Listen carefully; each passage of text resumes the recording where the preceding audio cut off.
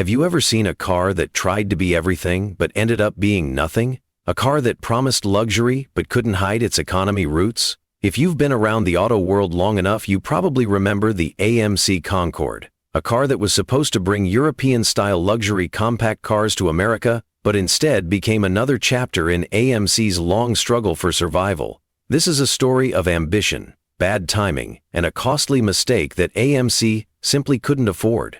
But more importantly, it's a reminder of how the automotive industry punishes hesitation and rewards boldness. Something that AMC tried to be, but failed miserably at.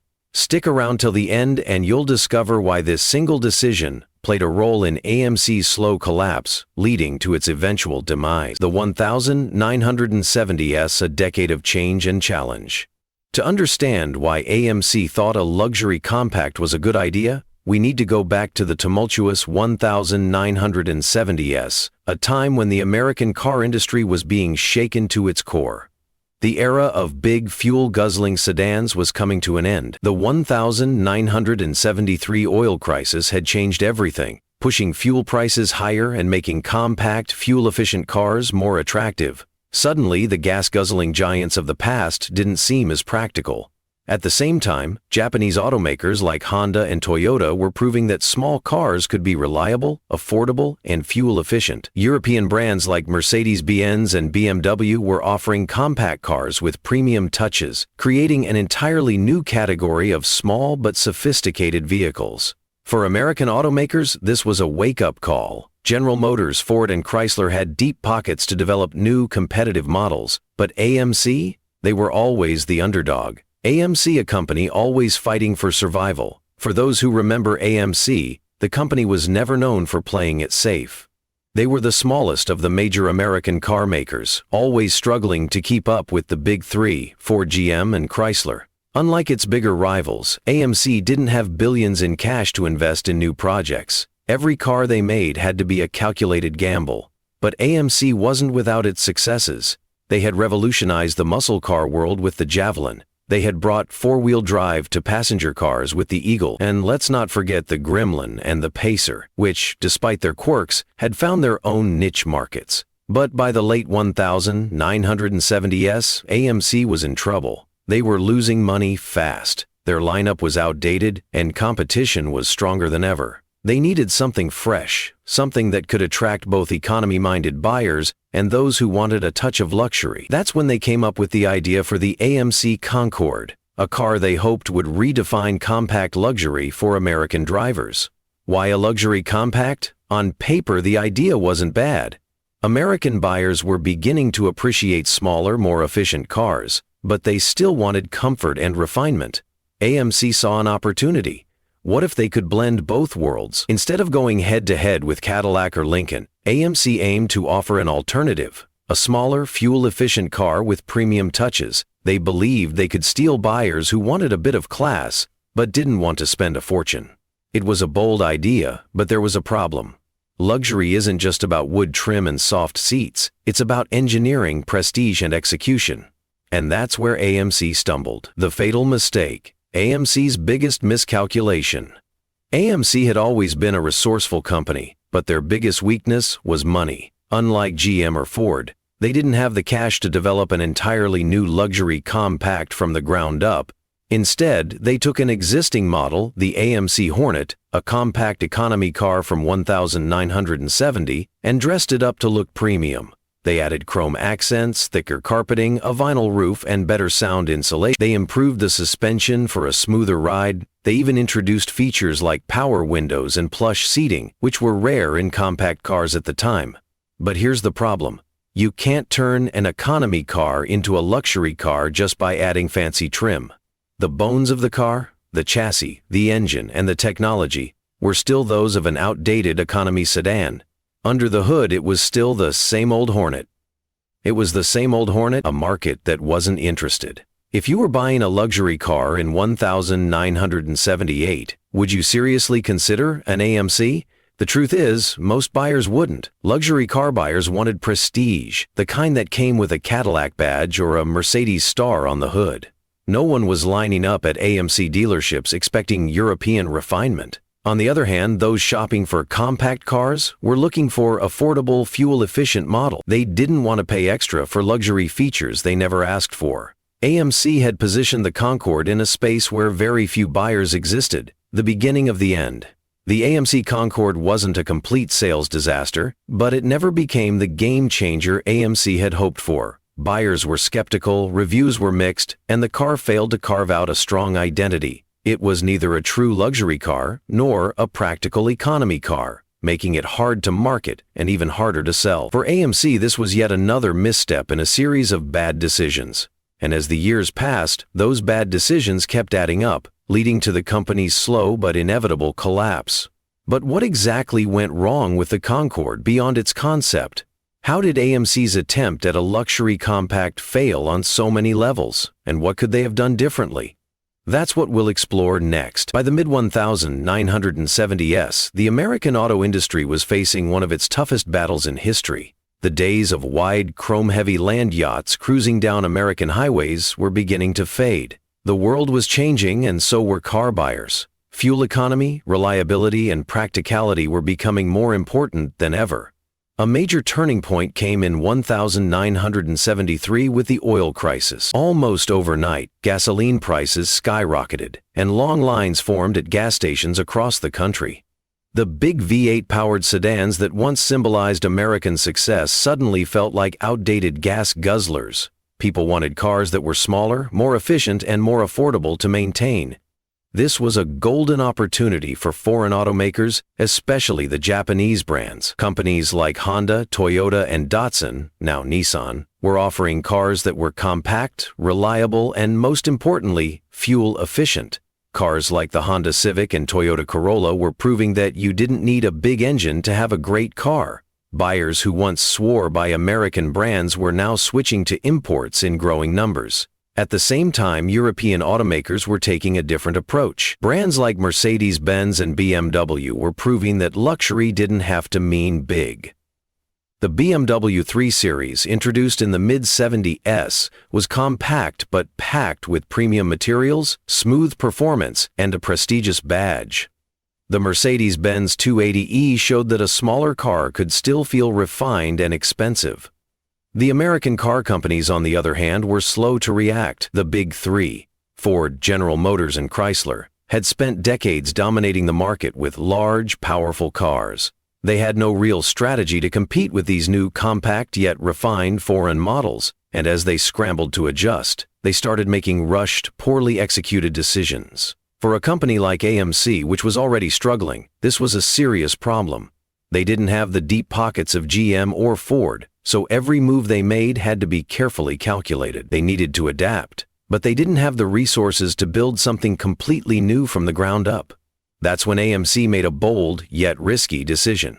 If European and Japanese brands were proving that small cars could be luxurious, why couldn't they?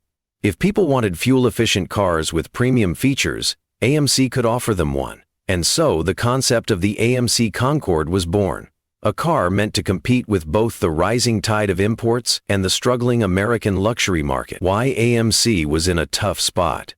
Even before the oil crisis, AMC had been operating on thin ice. Unlike Ford, GM, or Chrysler, they didn't have a long list of highly profitable models to rely on. They had always been a niche player, surviving by targeting markets that the Big Three ignored. For example, AMC found success with the Javelin, a muscle car that took on the Mustang and Camaro but never outsold them. The Gremlin, a quirky subcompact that was cheaper than a Volkswagen Beetle. The Jeep lineup, which was their one major success story and kept them afloat for years. But by the mid-70s, AMC's luck was running out. Sales were dropping and their lineup was looking outdated. The Gremlin and Hornet were aging and they had no serious contender in the growing compact luxury segment. With limited funds, AMC couldn't afford to design an all-new car. Instead, they took an existing platform, the AMC Hornet, and tried to transform it into a luxury car. This was a strategy they had used before, but this time they were entering a much more competitive market. The logic seemed simple. Keep the basic structure of the Hornet to save money. Upgrade the interior and exterior to make it feel more upscale. market it as an American alternative to European luxury compacts. But as history would show, luxury isn't just about appearances, it's about substance. And this is where AMC made a critical mistake. Why the luxury compact idea was risky? At first glance, the idea of a luxury compact seemed promising. People were starting to appreciate smaller cars, but they didn't necessarily want to give up comfort. Many Americans still associated luxury with big, soft-riding sedans, but some were starting to see the appeal of a refined, well-built compact car. However, there were two major problems with AMC's approach. Luxury buyers didn't take AMC seriously. People who wanted luxury cars weren't shopping at AMC dealerships. AMC had a reputation for economy cars, not premium vehicles. Buyers who could afford luxury wanted prestige, and AMC simply didn't have it. Economy car buyers didn't want to pay for luxury. People looking for small, fuel-efficient cars were shopping for affordability, not luxury. AMC was trying to target a niche that barely existed, buyers who wanted both compact size and high-end features. Those who wanted a premium small car were already considering Mercedes or BMW. Instead of giving buyers what they truly wanted, AMC ended up alienating both markets. Luxury car buyers saw the Concorde as cheap and uninspiring, while budget-conscious buyers saw it as unnecessary and overpriced. The battle against the Big Three and imports AMC was also fighting against much bigger competitors. The Big Three automakers had the resources to develop completely new models, while AMC was simply reworking an old one. At the same time, Japanese and European brands were perfecting their formula, building compact cars that were not just efficient, but also high quality and refined. When buyers compared an AMC Concorde to a BMW 320i, the differences were obvious. The BMW had precise handling, a smooth inline-six engine, and true European refinement. The AMC Concorde felt like an economy car with extra padding and chrome. And that was the biggest problem. AMC couldn't disguise what the Concorde really was. No matter how much they dressed it up, underneath the surface, it was still just a Hornet. This miscalculation cost AMC dearly. They had invested heavily in the Concorde, but it never gained the traction they hoped for. Buyers weren't convinced, and in the end, the car simply couldn't compete in the market they were targeting. As AMC struggled to keep up, their financial problems only grew worse. They had one last chance to turn things around, but by then, it was already too late. By the time the AMC Concorde hit the market in 1978, the company was in a fight for survival. They had poured millions of dollars into transforming the aging Hornet platform into a so-called luxury compact, hoping to capture a new audience. But from the start, the cracks in the plan were impossible to ignore. One of the biggest problems was perception. Luxury car buyers had high expectations, and AMC simply didn't have the reputation to match. When people thought of luxury, they imagined Cadillacs with plush interiors, Mercedes with precision engineering, or Lincolns with smooth, effortless rides. No one thought of AMC. The company had always been known for making quirky, budget-friendly cars, not upscale vehicles. Despite this, AMC pushed forward. The Concorde was given a new look, with more chrome, vinyl roofs, and upscale trim packages. The interior was upgraded with plush seating, wood grain accents, and thick carpeting. It had power windows, air conditioning, and an optional AM/FM stereo, all features that were considered premium at the time. But under the shiny new exterior, the Concorde was still a Hornet at heart. It rode on the same platform, had the same suspension, and even shared many of the same parts. This meant that, despite the luxury upgrades, it still felt like an economy car. The driving experience. A luxury car in name only. For a luxury car to be successful, it needs to feel luxurious, both in terms of ride quality and driving experience. And this is where the Concorde truly fell apart. While AMC tried to soften the suspension to give it a smoother ride, the car still couldn't match the refinement of true luxury competitors. The steering felt vague, the handling was loose, and the ride comfort was inconsistent. One of the biggest issues was noise. A luxury car should be quiet and insulated, but the Concorde was anything but. The engine rumbled loudly, wind noise seeped into the cabin, and the car's overall build quality lacked the precision of European imports. When buyers compared it to something like a Mercedes-Benz 280e or a BMW 320i, the difference was night and day. Then there was the engine lineup. The Concorde came with a choice of inline-6 or V8 engines, but neither could truly compete with the refined, fuel-efficient engines found in imports. The inline-6 was underpowered, while the V8, though offering more performance, killed fuel economy, a major downside in the wake of the oil crisis. At a time when buyers were moving toward fuel-efficient, high-tech engines, AMC was still offering old-school power plants that felt outdated and inefficient. Even domestically, the competition was leaving AMC behind. Cars like the Ford Granada and Chevrolet Nova weren't revolutionary, but they were backed by massive dealer networks and better brand recognition. Pricing and market confusion. One of the biggest mistakes AMC made was pricing. The Concorde wasn't cheap. In fact, it was priced dangerously close to real luxury cars from more established brands. This put buyers in a difficult position. If they were looking for an affordable compact, they could get a Toyota Corolla or a Honda Accord for thousands of dollars less. If they wanted something more premium, they could spend a little more and get a BMW 3 Series or a Mercedes-Benz 280 e-cars that offered true prestige and performance. The Concorde was stuck in the middle, appealing to neither budget-conscious shoppers nor true luxury buyers. And for those who wanted an American luxury car, options like the Cadillac Seville or Lincoln Versailles felt far more legitimate than anything AMC had to offer. Even within AMC's own lineup, the Concorde faced problems.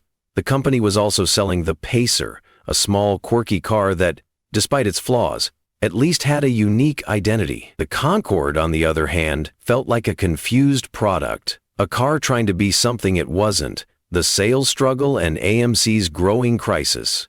Despite AMC's best efforts, the Concorde never truly took off. It sold in modest numbers, but it failed to establish AMC as a serious player in the luxury segment.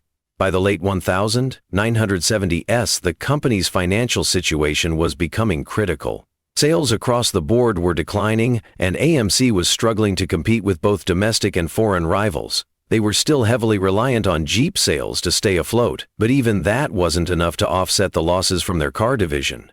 To make matters worse, the big three automakers were fighting back hard against imports. Ford, GM, and Chrysler were all investing in smaller, more fuel-efficient cars, making it even harder for AMC to stand out. By 1979, it was clear that AMC's luxury experiment had failed. The Concorde wasn't a disaster, but it wasn't a success either. It simply existed, failing to make a real impact in the market. And, as AMC's financial troubles deepened, they had one last hope for survival: a partnership with a major European automaker. But even that wouldn't be enough to save them from their inevitable FF.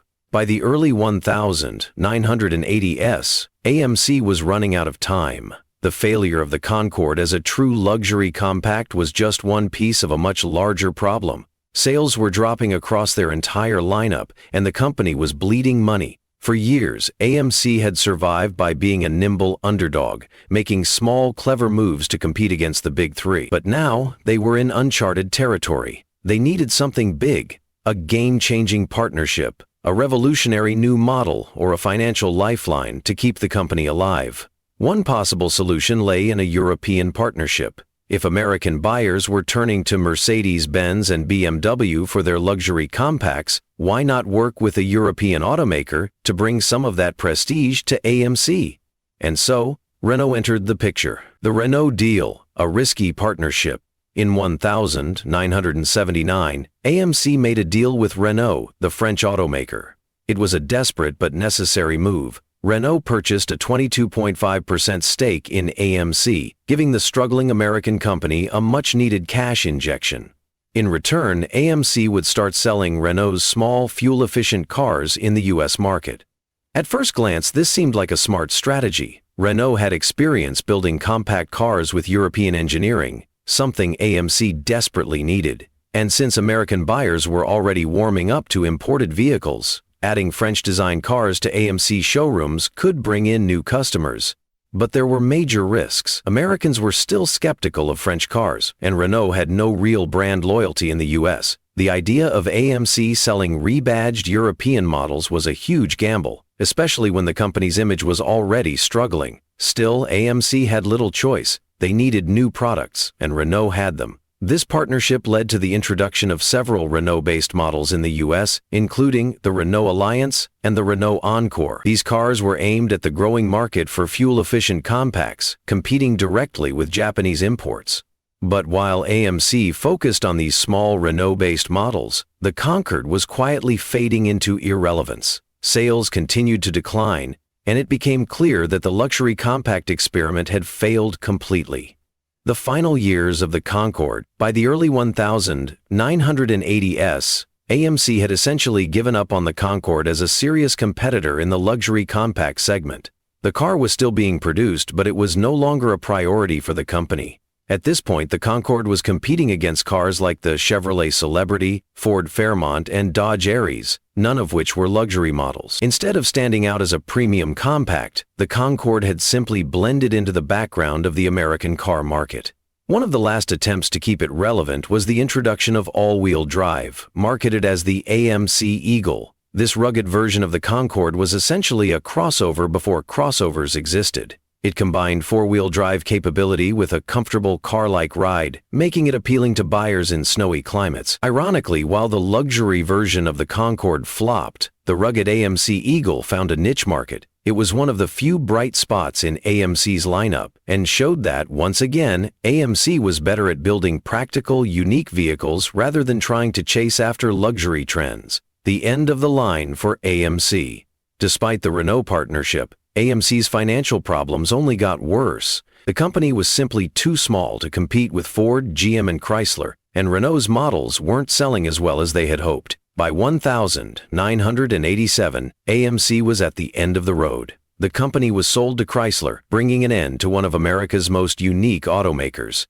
Looking back, the AMC Concorde was a symbol of the company's struggles. It wasn't a terrible car, but it was a misguided attempt to compete in a market where AMC simply didn't belong. In the end, the Concorde's failure wasn't just about the car itself. It was about AMC's inability to find a clear identity in a rapidly changing industry. For decades, AMC had survived by thinking outside the box, finding small but profitable niches. But the Concorde was different. It was an attempt to go head-to-head with luxury brands, a battle AMC was never equipped to fight.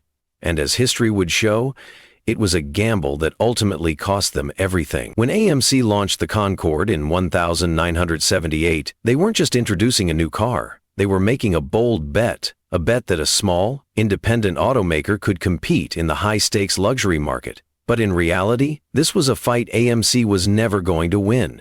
At its core, the failure of the Concorde wasn't just about design flaws or pricing missteps, it was about AMC's fundamental misunderstanding of the luxury car market. Luxury buyers didn't just want comfort features or chrome trim, they wanted a car that carried status, prestige, and superior engineering. And AMC, with its reputation for quirky economy cars, simply didn't have that kind of credibility. Brand perception, the invisible barrier. Luxury cars are not just about how they drive, they're about how they make people feel. When someone buys a Mercedes, BMW, Cadillac, or BMW, they're not just paying for leather seats and a smooth ride. They're buying into a lifestyle, a brand identity, a sense of exclusivity. This is where AMC failed before the Concorde even hit the showroom floor. The company had spent decades marketing itself as a practical, budget-conscious alternative to the big three. Cars like the Gremlin, Hornet, and Pacer were known for being affordable and quirky, not for being luxurious. This meant that when AMC tried to sell the Concorde as a luxury compact, it immediately felt forced and unnatural. Buyers weren't convinced because there was no history of prestige behind the badge. And for those who did consider it, the question was always the same. If I'm paying for luxury, why would I buy an AMC? The power of first impressions. A luxury car has to make a strong first impression. From the moment a buyer walks into a dealership, everything needs to feel refined, premium, and effortless. The car should have a sleek, sophisticated design, and the brand should have a reputation that speaks for itself. But AMC didn't have that advantage. Their dealerships were set up to sell economy cars, Jeeps, and budget-friendly models. They weren't designed to give buyers the kind of exclusive, high-end experience that came with buying a Cadillac or Mercedes. Even the styling of the Concorde sent mixed signals. While AMC tried to dress it up with chrome accents, vinyl roofs, and plush interiors, the overall shape was still very similar to the Hornet. A car known for being a simple economy sedan, buyers could see through the disguise. It wasn't a brand new luxury car, it was a recycled design with some extra padding. Competing with giants, the brutal reality when AMC launched the Concorde, they weren't just competing with domestic brands, they were entering a war against some of the most respected names in the industry. On one side you had Cadillac and Lincoln, which had been defining American luxury for decades. On the other you had Mercedes-Benz and BMW, which were beginning to dominate the premium compact segment with cars that were not only more refined but also more technologically advanced. These brands had resources, experience, and prestige. Three things AMC lacked. Cadillac and Lincoln had deep pockets and could afford to outspend AMC on marketing and refinement. Meanwhile, Mercedes and BMW had engineering excellence on their side, with cars that offered better performance, handling, and fuel efficiency. Against these competitors, the Concorde never had a chance. Even if it had been a well-executed luxury compact, it was still an AMC, and that alone was enough to make buyers look elsewhere. The cost of playing in the luxury market. Selling a luxury car isn't just about building a nicer vehicle, it's about creating a premium experience from top to bottom. And that kind of experience is expensive to maintain. Luxury automakers spend millions on research, design, and customer service to keep their cars feeling exclusive. They invest in high-end materials, advanced technology, and meticulous craftsmanship. Their dealerships are designed to feel like premium lounges, giving buyers the feeling that they're joining an elite club.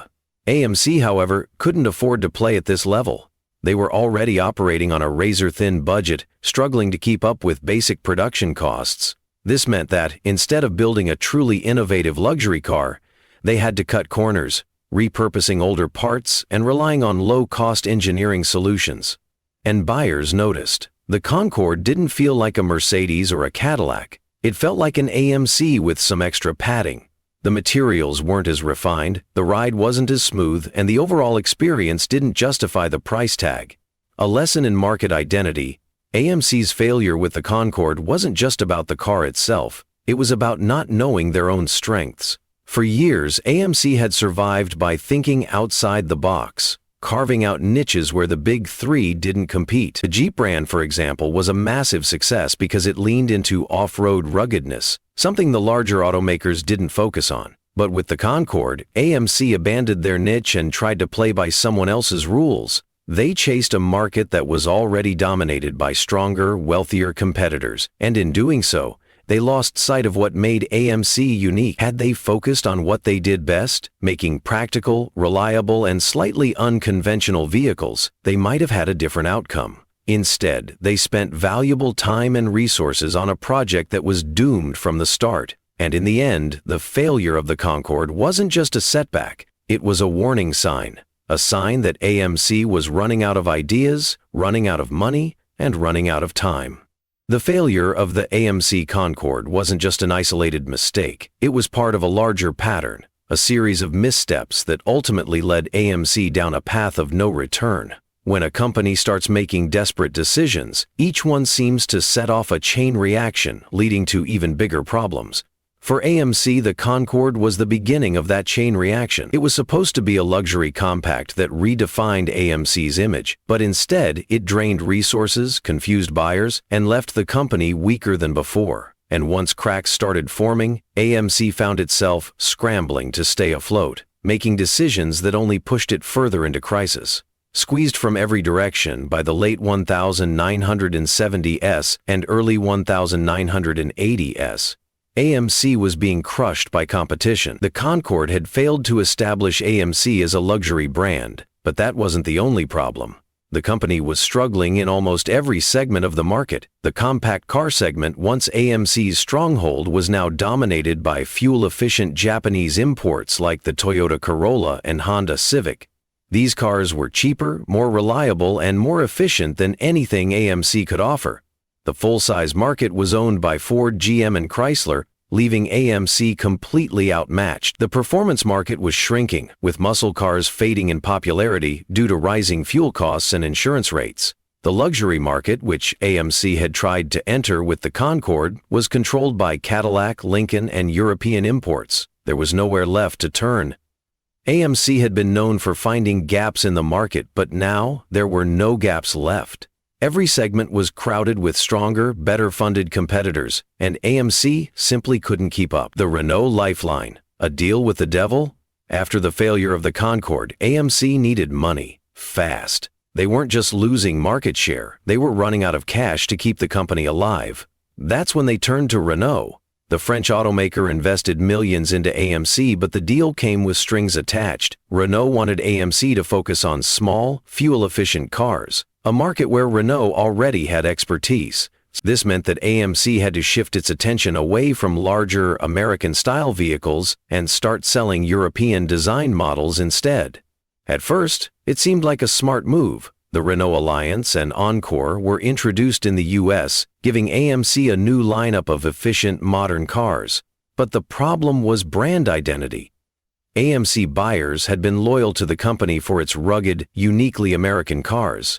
Now they were being asked to buy French-designed compacts with AMC badges. It didn't work. The Renault models were decent cars, but they weren't what AMC's customers wanted. Instead of attracting new buyers, the Renault deal alienated the few loyal customers AMC still had. The AMC Eagle, a last spark of innovation while the Concorde failed in the luxury market, one of its offshoots turned out to be a surprise success. The AMC Eagle. The Eagle was essentially a Concorde with four-wheel drive, making it one of the first true crossover vehicles. It had the comfort of a car but the off-road capability of a Jeep, making it perfect for snowy climates and rugged terrain. For a moment, it seemed like AMC had found a new niche. The Eagle attracted buyers who wanted something different from a traditional sedan or SUV. It was practical, innovative, and ahead of its time. Everything that AMC had once been known for. But by the time the Eagle started gaining traction, it was too late. AMC was already financially unstable, and Renault was pushing the company in a different direction. The Eagle had potential, but AMC didn't have the resources to fully capitalize on it. Chrysler takes over, the end of an era. By 1987, AMC had reached the point of no return. Sales were dropping, Renault was losing patience, and AMC's debt was piling up. The company was no longer viable on its own. That's when Chrysler stepped in. Seeing an opportunity to expand its Jeep brand, Chrysler bought AMC, officially ending the company's independent existence. It was a bittersweet moment. On one hand, the Jeep brand would go on to thrive under Chrysler's leadership, but for AMC, it was the end of an era. The final chapter in a story of innovation, struggle, and survival. What went wrong? Looking back, the downfall of AMC wasn't about one single mistake. It was a series of miscalculations that added up over time. The Concorde was a poor attempt at luxury, which confused buyers and drained resources. The Renault partnership alienated AMC's loyal customers, making the brand even weaker. The company was spread too thin, trying to compete in too many markets at once. They didn't have the money to keep up with the big three, making every failure harder to recover from. In the end, AMC's story is a cautionary tale. It shows what happens when a company tries to be something it's not. When it abandons its strengths in pursuit of a dream it can't afford. Had AMC stuck to what it did best, building unique, practical, and slightly unconventional vehicles, it might have survived. But by chasing luxury, prestige, and European partnerships, it lost its identity. And once a company loses its identity, it's only a matter of time before it loses everything else too. The fall of American Motors Corporation wasn't just a matter of bad luck. It was the result of a slow, painful unraveling, a process driven by mismanagement, financial desperation, and an identity crisis that left the company directionless. When AMC introduced the Concorde, it wasn't simply trying to launch a new model, it was gambling on a new identity. And as history has shown, when a struggling company bets its future on an untested strategy, the consequences can be devastating. A brand caught between two worlds. From the start, AMC's positioning in the market had been unusual. It wasn't quite one of the big three, Ford, GM, and Chrysler, but it wasn't a small specialty automaker either. Instead, it occupied an awkward middle ground, producing cars that weren't always the best in their class, but often had a quirky underdog appeal. For years, this strategy worked. Models like the Rambler, AMX, and Javelin carved out niche followings. But by the late 1970s, the market was changing. Consumers no longer wanted offbeat alternatives. They wanted reliability, fuel efficiency, and prestige. AMC, which had always succeeded by being different, suddenly found itself trying to be like everyone else. That's why the Concorde's failure was so damaging. It wasn't just a bad car, it was a symbol of AMC losing its way. Instead of embracing what had made the company unique, AMC tried to force itself into a market it didn't belong in. The result? A car that lacked the quality of established luxury brands and the affordability that AMC customers had come to expect. The downward spiral of financial troubles. Even before the Concorde debacle, AMC was already in serious financial trouble. Unlike Ford and GM, which had deep pockets to absorb losses, AMC had no cushion. Every failed model, every bad investment, and every wrong decision hit twice as hard. The company's biggest weakness was cash flow. Developing new cars required huge investments, but AMC didn't have the money to take risks. Instead, it relied on patchwork solutions, redesigning old models, cutting corners, and making deals with foreign automakers like Renault. This created a vicious cycle. AMC didn't have money to develop competitive new models. It released rehashed versions of older cars, which didn't sell well. Low sales meant even less money for the next generation of cars. With no new innovations, buyers abandoned AMC altogether. By the time AMC tried to break into the luxury segment, it was already on borrowed time. The Concorde's failure accelerated the decline, pushing the company closer to financial collapse. Management missteps. Leadership that couldn't adapt. One of the biggest reasons AMC failed was poor leadership. The company's decision-makers simply didn't understand where the market was heading. They overestimated their ability to compete in luxury. They underestimated the rise of Japanese imports like Honda and Toyota.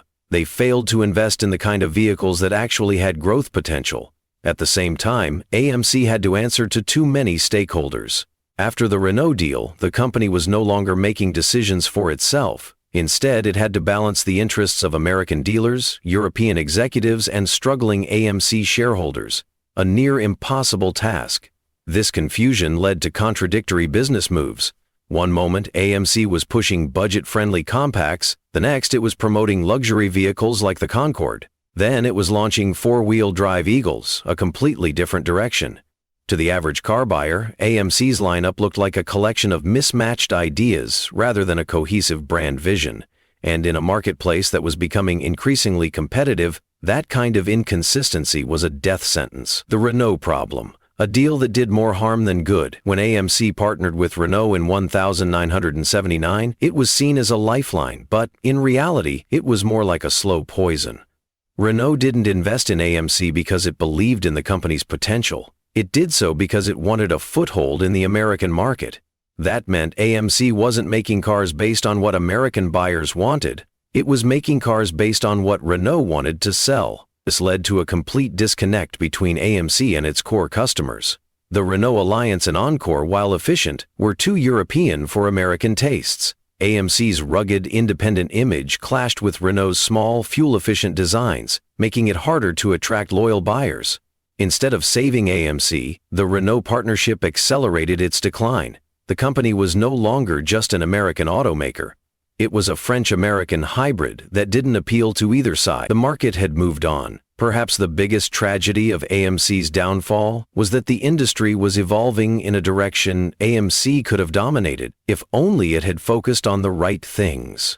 SUVs were becoming more popular, and AMC had the Jeep brand, an asset that would later become a gold mine for Chrysler. Crossover vehicles like the Eagle were ahead of their time, but AMC didn't have the money to properly market them. Fuel-efficient cars were in demand, but instead of innovating in that space, AMC relied on Renault's designs, alienating its loyal customer base. The pieces were there, but AMC couldn't put them together. It was a company with great ideas but no resources, trapped in a market that had moved on without it.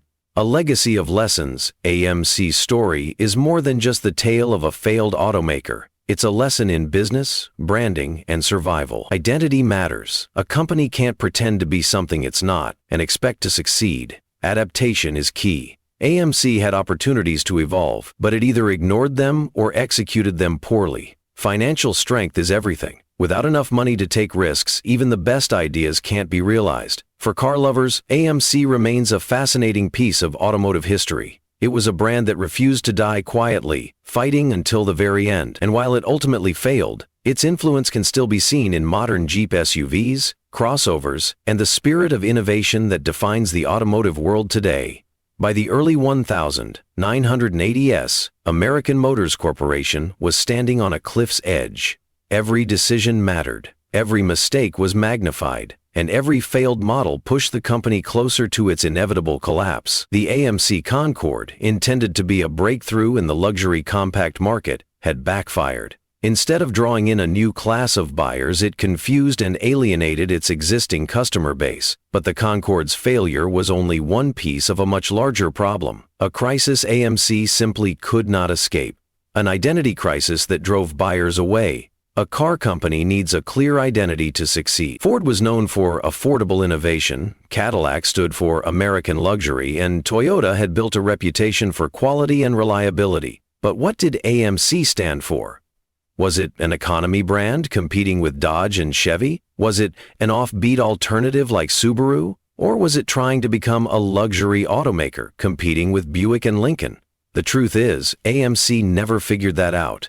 And neither did its customers. For decades, AMC had been the company of quirky but practical cars, the kind that appealed to budget-conscious buyers who wanted something different. But with the Concorde, it tried to reinvent itself as a luxury brand. The problem? AMC didn't have the engineering, the quality control, or the dealer network to support such a bold transformation. Cutting corners came at a cost. One of the biggest issues AMC faced was its lack of manufacturing resources. Unlike Ford and GM, which had modern factories and deep pockets, AMC was constantly struggling to fund production. To save costs, AMC took shortcuts in ways that were painfully obvious to buyers. The interior materials felt cheap, with plastics that didn't match the premium image AMC was selling. The fit and finish were inconsistent. Some cars left the factory with misaligned panels and rattling dashboards. The ride quality didn't live up to expectations. While advertised as luxurious, it felt more like an economy car dressed up with chrome. For buyers who expected a luxury experience, the Concorde was a disappointment. It lacked the refinement of a Buick, the comfort of a Lincoln, and the prestige of a Mercedes. And once word spread that the Concorde was just an old AMC Hornet in disguise, sales took a nosedive. Dealership struggles and weak market presence. Even if the Concorde had been a great car, selling it would have been a challenge. AMC's dealership network was nowhere near as strong as its competitors. While Ford and GM had thousands of dealers across North America, AMC's presence was limited, especially in high-income areas where luxury buyers were shopping. Many AMC dealers had aged facilities, lacking the upscale atmosphere needed to sell a luxury vehicle. Customers who wanted a premium experience often ended up at a Buick, Cadillac, or Lincoln showroom instead. Resale value concerns also scared off potential buyers. Luxury buyers didn't want to invest in a brand that felt unstable. Even AMC loyalists, those who had stuck with the brand for decades, felt abandoned. They had trusted AMC to build affordable, practical cars, and now the company was telling them to pay more for an upscale model that didn't feel worth it. The inevitable decline in sales. By the early 1980s sales, AMC's sales were in free fall. The Concorde, once seen as a bold move into the premium compact space, was now a slow-moving liability. Luxury buyers weren't interested. They had better options from established brands. Budget-conscious buyers felt priced out. The Concorde was too expensive for what it offered. AMC's loyal fan base was shrinking. Many of them were switching to competitors like Honda, Toyota, and Chrysler. This left AMC in a dangerous position. Without steady sales, the company had no revenue to fund future innovation. Every failure made it harder to recover, and every lost customer pushed the company closer to collapse. Chrysler steps in, the beginning of the end. By 1987. AMC was on life support.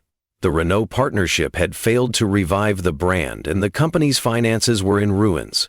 With no other options left, AMC was acquired by Chrysler, bringing an end to its independence. Ironically, the one part of AMC that thrived under Chrysler's leadership wasn't the Concorde, or any of its sedans. It was Jeep.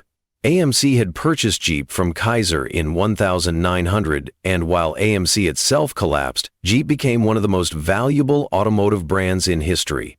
Chrysler wasted no time shutting down AMC's failed experiments, including the Concorde. The company phased out most of AMC's lineup, focusing instead on what had actual market demand. What went wrong? A look back at AMC's fatal mistakes. The failure of the AMC Concorde and AMC as a whole wasn't just about one bad car. It was the result of years of poor decisions, financial struggles, and an inability to adapt.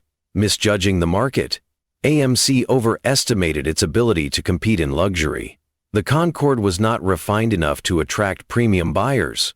Poor quality control. AMC cut corners to save costs. But this backfired when customers noticed cheap interiors and sloppy craftsmanship. Weak dealership network. Unlike Ford and GM, AMC didn't have a strong national presence, making it difficult to sell luxury cars. Lack of innovation. The Concorde was built on an old platform, making it feel outdated from the start. In the end, AMC's biggest problem was its inability to define what it wanted to be. The company was constantly shifting strategies, never fully committing to a single direction. And in an industry as competitive as automotive, that kind of indecision is a fatal flaw. A forgotten chapter in automotive history today, the AMC Concorde is a rare sight on the road. It never achieved the collector's status of a classic muscle car, nor did it leave behind a lasting impact like the Jeep Cherokee. It's a reminder of a company that tried to reinvent itself but failed to execute its vision. But for car enthusiasts, AMC remains a fascinating story. A company that fought against the odds, took risks, and tried to survive in an industry dominated by giants. The Concorde may not have been a success, but it's a piece of history that reminds us just how brutal the car business can be. And in the end, that's what makes AMC's story so compelling. It wasn't just about cars. It was about ambition, struggle, and the harsh realities of competition. The downfall of AMC was not just about one failed model. It was a series of miscalculations, financial struggles, and misplaced ambitions that stretched over decades.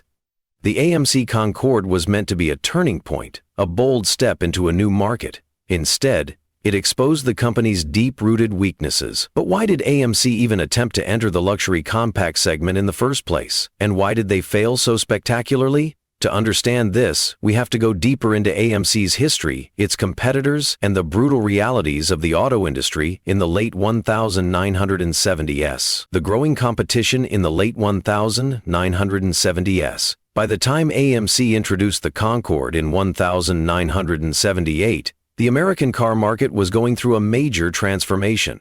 The fuel crisis of the early 70s had shaken consumer confidence in big, gas-guzzling sedans, and buyers were now looking for smaller, more efficient cars. At the same time, import brands were making serious gains. Companies like Toyota, Honda, and BMW were proving that compact cars could be well-built, reliable, and even luxurious. The American market was no longer just about size and power. Quality and refinement were becoming just as important. Toyota's Cressida offered smooth performance and an upscale feel. BMW's 3 Series was proving that compact cars could be sporty, luxurious, and desirable.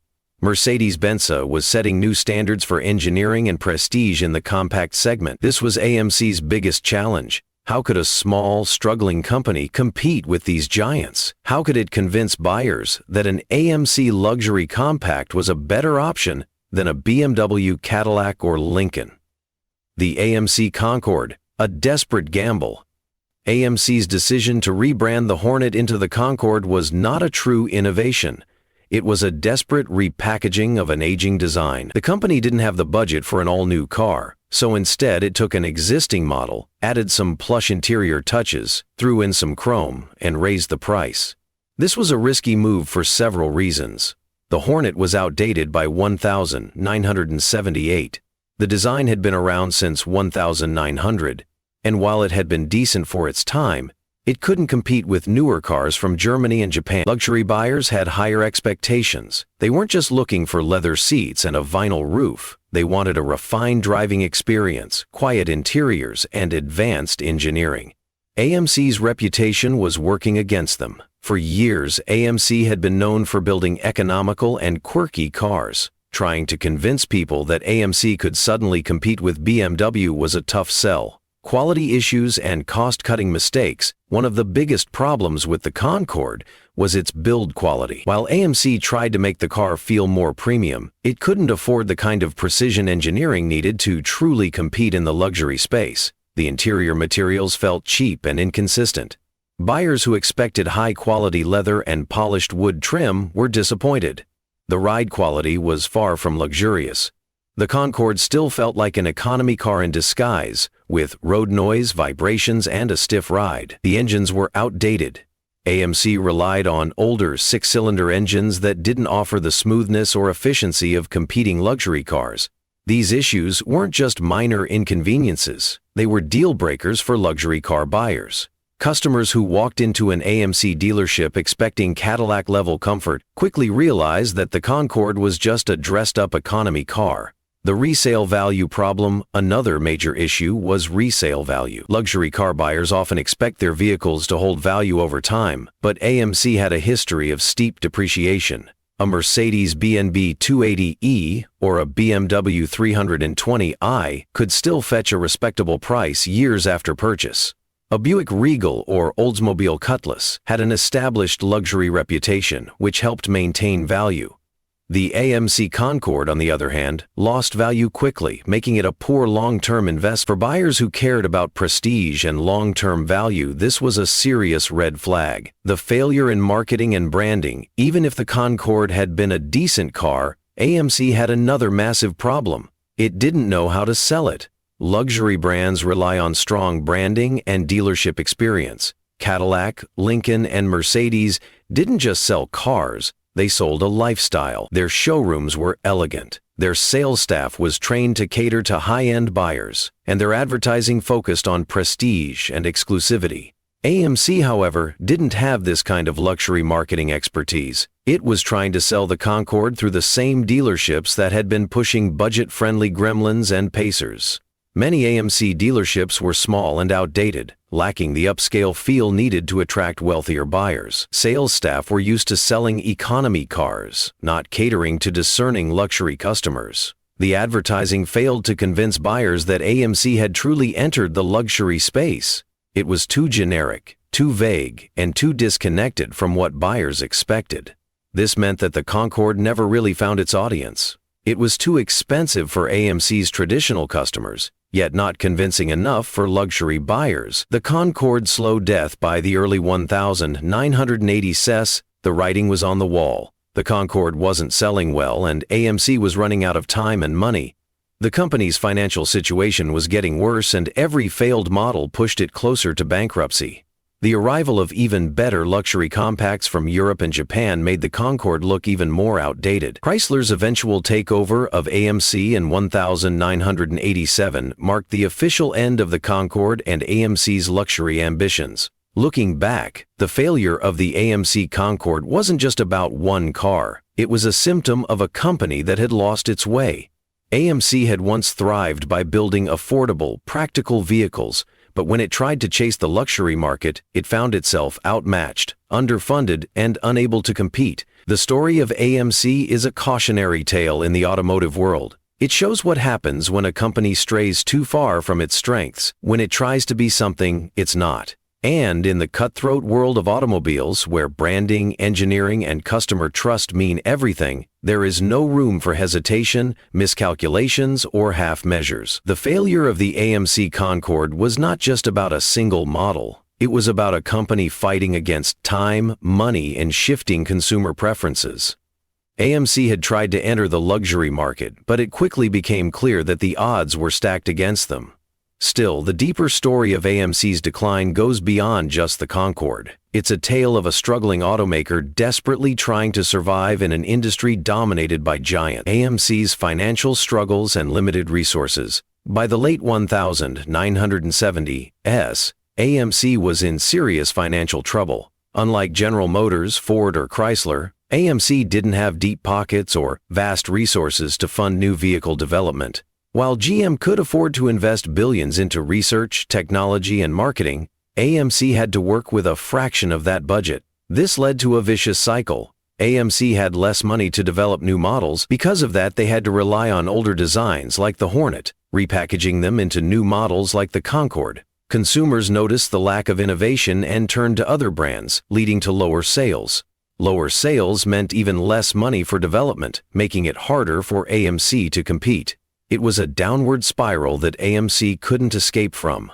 While larger automakers had the financial cushion to make mistakes and recover, AMC had no room for error. Every failed model, every miscalculated investment, and every wrong decision brought them one step closer to bankruptcy. The changing American car market. In the 1950s and 1960s, American automakers dominated the roads. Cars were big, powerful, and designed for style rather than efficiency. But by the time the 1970s arrived, everything changed. The 1973 oil crisis was a turning point. Gas prices skyrocketed, and suddenly American buyers weren't just looking for size and power. They wanted fuel efficiency, reliability, and better engineering.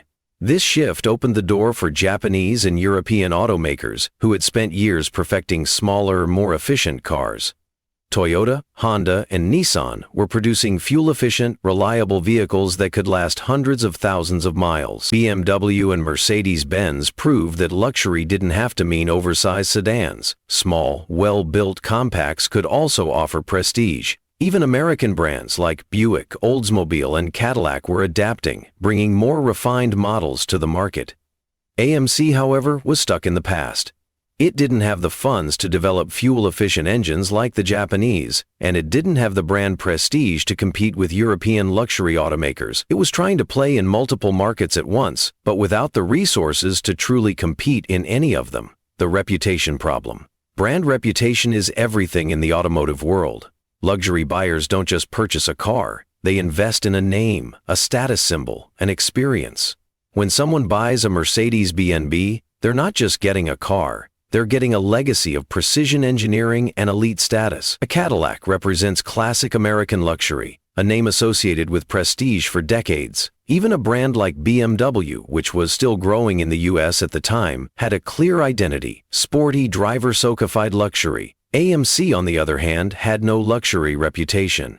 For years, it had built a name around affordability, practicality, and ruggedness. The Jeep brand, which AMC owned, was respected for its off-road capabilities. The Gremlin and Pacer were quirky, economical choices.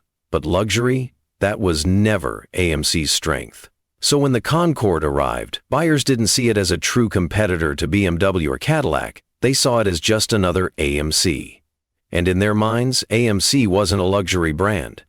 It didn't matter how much chrome they added, how many plush seats they installed, or how fancy the marketing was, AMC simply didn't have the trust of luxury buyers. The engineering limitations. Another major issue was technology and engineering. By the late 1970s, automakers around the world were investing in better suspension systems, more efficient engines, and advanced materials.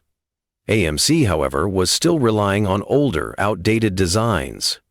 The Concorde's engine options were relics from the past. Big, inefficient inline-sixes and V8s that couldn't match the refinement of European competitors. The suspension system was nothing special. It lacked the smooth, controlled ride of a Mercedes or even a Cadillac. Noise, vibration, and harshness (NVH) levels were high, making the Concorde feel cheap and unrefined compared to true luxury models. Luxury isn't just about leather seats and a fancy badge. It's about how a car feels on the road. And the Concorde felt like an economy car with extra padding. Buyers noticed this immediately, and it hurt AMC's credibility even further. Why the Concorde was doomed from the start. At the end of the day, the AMC Concorde never really had a chance. It was an economy car pretending to be a luxury vehicle, built by a company that didn't have the resources, branding, or engineering to compete in the premium market. The timing was bad. The late 70s were an era of fuel-conscious buyers, not luxury seekers. The competition was fierce. Japanese, European, and even other American brands were offering better cars for the same price. The marketing failed. Buyers didn't see AMC as a luxury brand, and dealerships weren't equipped to sell premium vehicles. Even if the Concorde had been a better car, it's unlikely that it would have saved AMC. The company's problems ran much deeper than one failed model. The Concorde was just one symptom of a much larger issue, a small automaker struggling to stay relevant in an industry that was evolving faster than it could keep up. AMC had tried to reinvent itself, to break into a new market, to fight against giants like GM, Ford, and Chrysler. But in the end, it simply didn't have the tools to win. And as the 1980S arrived, it became painfully clear that AMC's days were numbered. As the 1980S approached, AMC's struggle for survival became more desperate. The failure of the Concorde to break into the luxury market was a severe blow, but it wasn't the only problem the company faced. Every decision AMC made was now a matter of life and death. One wrong move could push them closer to bankruptcy. And unfortunately, wrong moves had become a pattern. The rising pressure from competitors. The American car market was shifting rapidly. Buyers had more choices than ever before, and AMC was losing ground to both foreign and domestic competition. Japanese automakers were now fully established in the U.S. market. Toyota, Honda, and Nissan had built a reputation for unmatched reliability, fuel efficiency, and affordability. Buyers who once considered an AMC compact were now turning to Japanese alternatives that offered better mileage, lower maintenance costs, and superior engineering. European brands like BMW, Mercedes, Benz, and Volvo had proven that compact luxury cars could be a success in America. These cars offered smoother rides, better technology, and superior build quality, something AMC simply couldn't match. Even other American automakers were adapting. GM had Cadillac and Buick, Ford had Lincoln, Chrysler was preparing for a major comeback. AMC, meanwhile, was stuck in survival mode, unable to innovate at the same pace. The result? AMC's shrinking market share made it even harder to secure funding, further limiting its ability to compete. The company was now running out of time. The burden of an aging lineup, one of AMC's biggest problems, was its reliance on old platforms and outdated technology. While competitors were investing in modern designs, fuel-efficient engines, and advanced safety features, AMC was still trying to make do with vehicles based on designs from the 1960S and early 1970S. The Concorde was a reworked version of the AMC Hornet, a car that had been introduced in 1970. While AMC dressed it up with better materials and more chrome, underneath it was still an aging compact car that couldn't truly compete with newer rivals. AMC's engines were outdated. The company had no modern fuel-efficient power plants to match the high-mileage offerings from Toyota, Honda, or even Ford's new four-cylinder engines.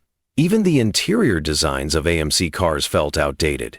While BMW and Mercedes-Benz were refining their luxury cabins with high-quality materials and ergonomic designs, AMC's interiors felt like relics of the past. Luxury buyers expect progress and innovation, two things AMC simply couldn't afford to deliver.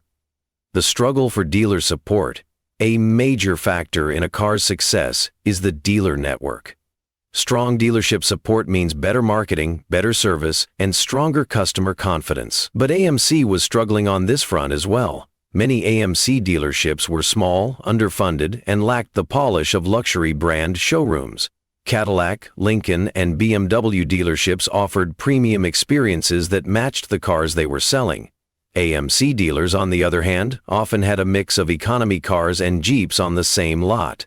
This lack of a clear luxury identity hurt sales. Salespeople weren't trained to sell luxury. Selling a premium car requires a different approach, one that focuses on status, exclusivity, and refinement.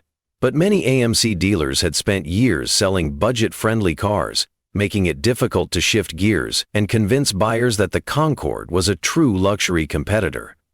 Many dealerships were losing faith in AMC. With sales declining and the company's financial troubles becoming more obvious, dealers began switching to stronger brands, leaving AMC with fewer locations and less visibility. This dealer crisis made it even harder for AMC to compete. Even if someone wanted to buy an AMC Concorde, finding a dealer with strong support was becoming increasingly difficult. The financial trap that AMC couldn't escape. By the late 1970s, AMC was operating under extreme financial pressure. Every car they released had to succeed, but their limited budget meant that they couldn't afford major innovations or high-risk projects. This led to a dangerous cycle. Low sales led to low revenue. Low revenue meant fewer resources for research and development. Limited development led to outdated products that failed in the market, and each failure brought AMC closer to financial collapse. This was the problem with the Concorde. It was meant to be a lifeline, but instead it became another weight dragging AMC down.